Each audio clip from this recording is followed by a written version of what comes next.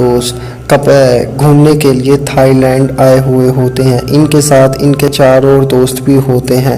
तभी हमें news channel पे दिखाया जाता है कि थाईलैंड के हालात बहुत ज़्यादा ख़राब हो चुके हैं। थाईलैंड में जगह जगह पे धरने हो रहे हैं। दरअसल थाईलैंड के प्राइम मिनिस्टर को किसी अनजान शख्स ने मार दिया है। इसी वजह से यहाँ पे धरने होना शुरू हो गए हैं। ये लोग ये फैसला करते हैं कि अब ये लोग यहाँ से चले जाएंगे, क्योंकि थाईलैंड में अब थोड़ी देर और रहना भी बहुत ज़्यादा खतरनाक होता है। इसीलिए ये लोग यहाँ से निकलने की प्लानिंग करते हैं। लेकिन इन्हें पता चलता है कि यहाँ के से थाईलैंड से जाने वाली सारी की सारी फ़्लाइट्स बुक हो चुकी हैं। इसीलिए ये लोग होटल चेकआउट करने का फ़ैसला करते हैं। ये लोग अपना सारा सामान पैक करते हैं। लोग रेन के पास आता है। दरअसल ये दोनों बॉयफ्रेंड गर्लफ्रेंड होते हैं। लोग अपनी गर्लफ्रेंड को लेके बस में बैठते हैं। बस का ड्राइवर कहता है कि जगह जगह होटल बंद हो चुके हैं, इसलिए मैं किसी लोकल होटल की तरफ जा रहा हूँ। ये लोग एक लोकल होटल में जाते हैं। इस होटल की कंडीशन बहुत ज़्यादा ख़राब होती है। साथ ही साथ यहाँ पे कुछ अनाथ बच्चे इन्हें देख रहे होते हैं। ये लोग पहले इन बच्चों को देखते हैं, लेकिन इन्हें कुछ समझ नहीं आता। इसीलिए ये लोग इन्हें इग्नोर मार के अपने अपने कमरों में जाते हैं। कमरे देखने के बाद ये लोग खाने की ऑर्डर करते हैं। इन्होंने 6 ऑर्डर दिए थे, लेकिन इनका ये 7 ऑर्डर है। ये देख के कुछ ये लोग हैरान होते हैं। वहाँ पे बच्चे अभी भी इन्हें देख रहे होते हैं। तभी इनके सामने की चेयर हिलती है। इन्हें लगता है कि किसी ने इन्हें हिलाया, लेकिन ये लोग इस बात पर ज़्यादा ध्यान नहीं देते। तभी रेन यहाँ से बाहर निकल के दंगे देखने चली जाती है। इसके पीछे उसका बॉयफ्रेंड रॉक भी आता है। इनकी देखा दिखाई सारे के सारे दोस्त बाहर आ जाते हैं। तभी हमें दिखाया जाता है कि यहाँ पुलिस के बीच में और लोगों के बीच में मतभेद हो चुकी है। पुलिस वाली ने रोकने के लिए आंसू गैस का इस्तेमाल करते हैं और तभी रेन को यहाँ पे एक साया दिखाई देता है। लेकिन इससे पहले वो साया इन पे अटैक करे, ये लोग होटल के अंदर वापस आ जाते हैं। रेन लोग को तसल्ली देता है कि कुछ नहीं हुआ, तुम सो जाओ। इन दोनों के रिलेशनशिप कुछ खास नहीं थे। ये दोनों फैसला करते हैं कि अपने मुल्क जाने के बाद ये दोनों ब्रेकअप कर देंगे। रेन ये बात सुन के बहुत ज़्यादा दुखी होती है। वो रोना शुरू कर देती है। तभी लोग बाथरूम में चला जाता है। तभी रेन को महसूस होता है कि कोई साया उस पर नज़र रख रहा है, कोई साया उसे सूंघ रहा है। यही सोच के वो उठ जाती है, लेकिन जब वो देखती है तो उसके पास कुछ नहीं होता। वो ये देख के हैरान हो जाती है और ये बात अपनी बेस्ट फ्रेंड को बताती है। इसके बाद जब ये सब लोग खाना खा रहे होते हैं, तभी ये लोग बात कर रहे होते हैं कि आजकल रेन और लोग के बीच में कुछ खास नहीं चल रहा। शायद इसी का असर रेन पे हुआ है। ये लड़कियां जब खाना लेने के लिए जाती हैं और दोबारा टेबल पे देखती हैं तो देखती हैं कि टेबल पे कोई लड़का मौजूद नहीं है। इन्हें ये बात समझ में नहीं आती। ये लोग अपने अपने बॉयफ्रेंड्स को फ़ोन करती हैं, लेकिन कोई भी फ़ोन नहीं उठाता। तभी ये रिसेप्शनिस्ट के पास जाती हैं और इनके बारे में पूछती हैं, तो वो कहती है मैंने किसी भी लड़के को नहीं देखा। तभी उन्हीं अनाथ बच्चों में से एक बच्ची इनके पास आती है और कहती है कि आज सुबह जब आप नाश्ता कर रहे थे तो हमने एक इवल स्पिरिट को आपके साथ बैठे नाश्ता करते देखा। हम सब हैरान थे और इन्हें सब समझ में आ जाता है कि हो ना हो इन लड़कों को गायब करने में इसी इवल स्पिरिट का हाथ है। ये लड़की इन्हें ऊपर के कमरे में लेके जाती है। साथ ही साथ बताती है कि इस इवल स्पिरिट को मेरा डॉग देख सकता है। ये इवल स्पिरिट शायद ऊपर के कमरे में ही रहती है। ये लोग ऊपर के कमरे में घुसने की कोशिश करते हैं। तभी उस कमरे में से एक आदमी निकल आता है और पूछता है कौन हो तुम लोग और यहाँ क्या कर रही हो। वो इन्हें सब बताती है, लेकिन उस आदमी को इनकी बात पे भरोसा नहीं होता। ये इस होटल का ओनर होता है। वो इन तीनों लड़कियों को वहाँ से भगा देता है। तभी उस अनाथ लड़की को पता चलता है कि उसके दोनों बहन भाई बेहोश हो गई है। वो अपने भाइयों के पास जाती है। लड़कियाँ इससे पूछती हैं कि तुम्हारे भाइयों को क्या हुआ। तो वो लड़की बताती है कि इस होटल में एक इवल स्पिरिट और एक डेविल रहता है। ज़रूर इन्होंने उसे देख लिया होगा और उसे देख के डर के मारे बेहोश हो चुके हैं। लड़कियों को कुछ समझ नहीं आता, लेकिन ये फैसला करती हैं कि ये अपने बॉयफ्रेंड्स को बचाएंगे और इनकी मदद ये कुत्ता करेगा। ये लोग ऊपर के कमरे में हिम्मत करके जा रहे होते हैं। तभी ये देखती हैं कि एक चेयर हिल रही है और ये चेयर अचानक से इनके ऊपर अटैक करने आती है और हवा में रुक जाती है।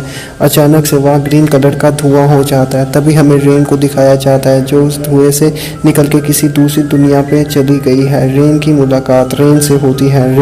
रेन को रुकने के लिए कहती है, लेकिन रेन की बात नहीं मानती और उसे इग्नोर करके चली जाती है। रेन को कुछ समझ नहीं आता। थोड़ा दूर आगे जाने के बाद रेन को और डर महसूस होता है, लेकिन तभी उसकी मुलाकात फिर से रेन से होती है, जो कि एक बार फिर उसे इग्नोर करके आगे चली जाती है। रेन की फिर मुलाकात उसी इवल स्पिरिट से होती है। लेकिन वो साया उसे कुछ भी नहीं कहता। थोड़ा और आगे जाने के बाद रेन को एक मॉन्स्टर दिखाई देता है जिसकी बॉडी बच्चे जैसी थी और धड़ कुत्ते जैसा था। वो मॉन्स्टर रेन पे अटैक करने के लिए उसकी तरफ भागता है। जैसे ही वो मॉन्स्टर रेन पे अटैक करता है, रेन की आंख असली दुनिया में खुल जाती है। तभी उसके पास उसकी दोस्त आती है और कहती है कि हमें हमारे 3 दोस्तों में से एक दोस्त मिल गया है। रेन उस बच्चे दोस्त के पास जाती है। वो कुछ भी नहीं बोल रहा था, इन्हें कुछ समझ नहीं आ रहा था। तभी ये उस अनाथ बच्चे से इस होटल की हिस्ट्री के बारे में पूछते हैं। वो अनाथ बच्ची कहती है मुझे इस होटल के बारे में तो नहीं पता, मगर कहा जाता है कि इस होटल का ओनर एक पागल इंसान था। उसकी एक बीवी थी। उसकी बीवी को कुत्ते पालने का बहुत शौक था। वो जगह जगह से कुत्ते इकट्ठे करती और उन्हें पालती थी। लेकिन उसके हस्बैंड को ये बात पसंद नहीं थी, क्योंकि रात जब कुत्ते भौंकते थे तो उसकी नींद खराब होती थी। इसीलिए एक दिन उसने कुत्तों को एक जगह इकट्ठा किया और उन्हें मार दिया। इसके बाद वो अपनी बीवी पे आया। उसकी बीवी उस वक्त प्रेग्नेंट थी और उसने अपनी प्रेग्नेंट बीवी को भी उसी वक्त मार दिया। सीन शिफ्ट होता है और हमें फिर से उन्हीं के दोस्त को दिखाया जाता है जिसकी हालात बहुत ज़्यादा ख़राब थी। वो कुछ भी नहीं बोल रहा था, वो खामोश बैठा था, लेकिन अचानक वो ऐसे रिएक्ट करने लग गया जैसे उसे कुछ दिखाई दे रहा हो। इसके बाद वो अपनी ही जीभ को काट लेता है। ये लोग अपने उस दोस्त को हॉस्पिटल में लेके चले जाते हैं ताकि इसका इलाज कर सकें और डॉक्टर उसकी जान बचा लेते हैं। इसके बाद ये सब के सब रेन पे बोलना शुरू कर देते हैं, क्योंकि यहाँ थाईलैंड में आने का आइडिया इसी का था।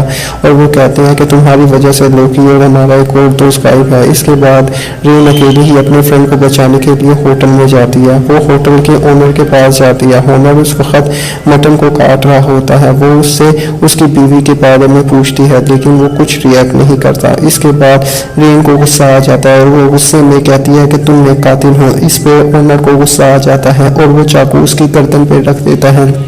रेन ये देख के थोड़ा डर जाती है और वहाँ से चली जाती है। रास्ते में आगे जाने के बाद उसकी मुलाकात उसी कुत्ते से होती है जो अनाथ बच्चे का था। वो उस कुत्ते को लेके ओनर के ऊपर वाले कमरे में चली जाती है जहाँ से ये सब वाकया शुरू हुआ था। रेन वहाँ पे उस भूत को ढूंढ रही होती है। तभी उस भूत की नज़र इस पे पड़ जाती है। रेन अपनी जान बचाने के लिए किसी तरह से एक बड़ी सी अलमारी के पीछे छुप जाती है। ये लोग उसे ढूंढ रहे होते हैं। तभी रेन को उसके फ्रेंड का हॉस्पिटल से फ़ोन आता है। फ़ोन की आवाज़ सुन के वो घोस्ट उनकी तरफ अट्रैक्ट हो जाता है और उनके ऊपर अटैक करने के लिए आता है, लेकिन किसी तरीके से रेन अपनी जान बचा लेती है। इसके बाद रेन अपनी जान बचाने के लिए एक कमरे में जाती है। वहाँ वो देखती है कि होटल का ओनर वही है और वो एक कुत्ते नमा आदमी को खाना खिला रहा है। तभी रेन की मुलाकात उसी अनाथ बच्ची से होती है। वो उससे कहती है, उसकी फ्रेंड से होती है। वो उससे कहती है तुमने मेरा फ़ोन नहीं उठाया।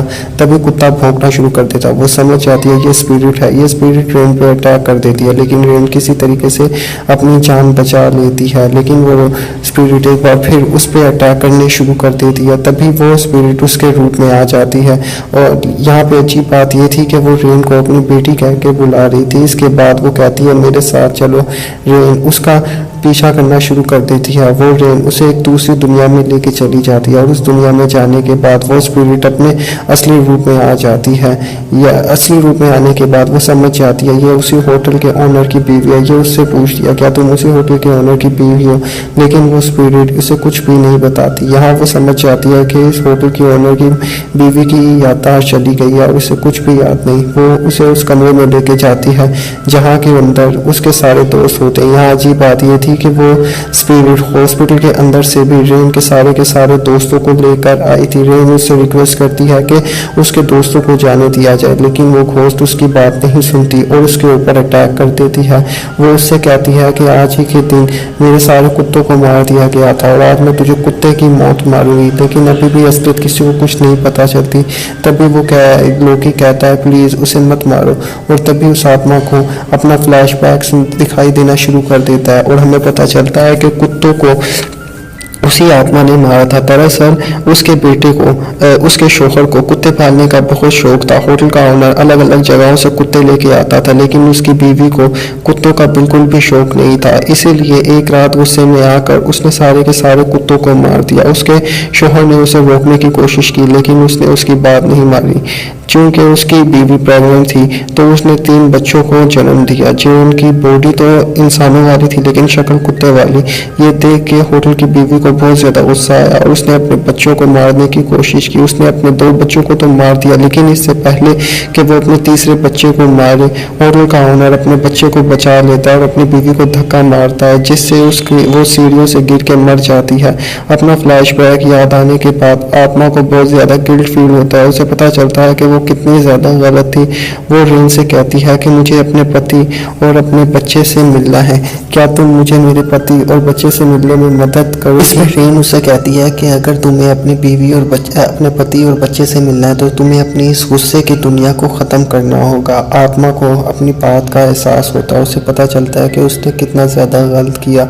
वही अपनी ज़िंदगी को बर्बाद करने की कसूरवार थी। और हम देखते हैं कि उसके पास मौजूद हर चीज़ जलना शुरू हो गई है, यहाँ तक कि हर चीज़ राख बन के उड़ना शुरू हो गई थी। सीन शिफ्ट होता है और हमें होटल के ओनर को दिखाया जाता है, जो कि अपनी ज़िंदगी से पूरी तरह से उकता चुका था। उसने जहर खा लिया था, साथ ही साथ उसने यही जहर अपने बच्चे को भी दे दिया था, जिसकी वजह से इन दोनों की मौत हो जाती है। इनकी नज़र एक वाटर टैंक के ऊपर पड़ती है। ये लोग जब उस वाटर टैंक के ऊपर से कपड़ा हटाते हैं तो ये देखते हैं उसके अंदर होटल के ओनर की बीवी की लाश है। इसके बाद ये लोग वहाँ से चले जाते हैं और दोबारा अपने मुल्क में थाईलैंड में चले जाते हैं। अपने मुल्क चले जाते हैं। अपने मुल्क जाने के बाद रेन लोकी को बताती है कि वो प्रेग्नेंट है। ये बात सुन के लोकी बहुत ज़्यादा खुश होता है, क्योंकि वो भी बाप बनना चाहता था। होटल से निकलने से पहले इन्होंने उन अनाथ बच्चों को बाय बाय किया था और उसी बाय बाय करने के बाद वो रेन अपनी किताब को फेंक देती है और इस फिल्म का अंत हो जाता है। उम्मीद है कि आपको ये कहानी की एक्सप्लेनेशन पसंद आई होगी। अगर आप इस चैनल पर नए आ गए हैं तो इसे सब्सक्राइब कीजिए, वीडियो पसंद आती है तो इसे लाइक कीजिए और अपने दोस्तों के साथ शेयर कीजिए। मिलेंगे अगली वीडियो में, तब तक के लिए अल्लाह हाफ़िज़।